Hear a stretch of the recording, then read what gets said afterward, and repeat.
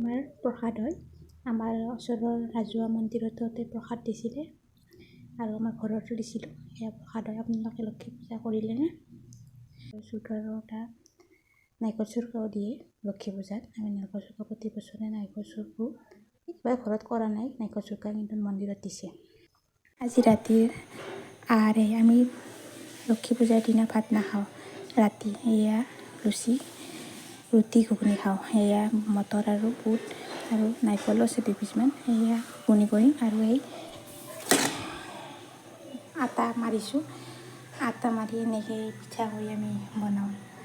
এনেকৈ বেলি পেলাই 2 জাপ কৰি এনেকৈ দি দিওঁ। এয়াই বনাম আজি।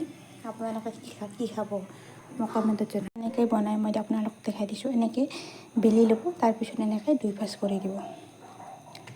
2 ভাঁজ কৰি দিলে এনেকৈ দিব আৰু এনেকৈ তাৰপিছত 3 জাপ কৰি হৈ গ'ল। আমাৰ এই পিঠা ৰেডি হৈ গ'ল। মানে এনেকৈ বনালে কি হয়, ৰুটিটো বনালে শুকান ৰুটি বনালে গেষ্টিক হ'ব পাৰে।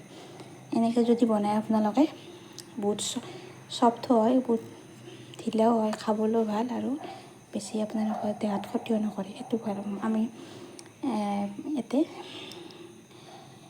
ইয়াত পানীত আমি বইল কৰি দিম। এই দুটা তাৰপিছত আমি তেল মাৰি দিম। এইকেইটা আমি ইয়াত বইল কৰিবলৈ দিম। আপোনালোকে এনেকৈ বনাই খাবচোন আৰু মোক কমেণ্টত জনাব কেনেকুৱা পালে।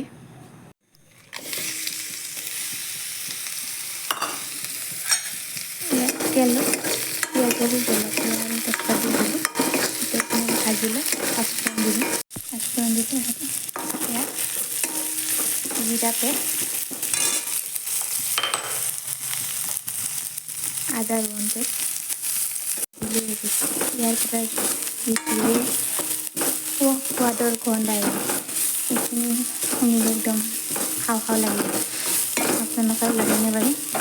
তাৰপিছত এই বইল কৰি লোৱা পিঠা কেইটা দি দিম। পিঠা মানে মটৰ চটৰ কেইটা দি দিম। আমি দালচেনি পাউডাৰ দি দিছোঁ। ঘৰৰো দালচেনি আছিলে, ঘৰতে গুড়ি কৰা। এতিয়া এইখিনি মিহলাই দিম।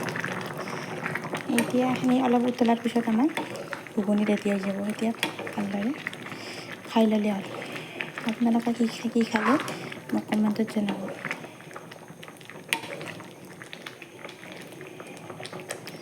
আৰু মায়ে যাতে সকলোৰে জীৱন সুখ কৰি আনে তাকে কামনা কৰিছোঁ।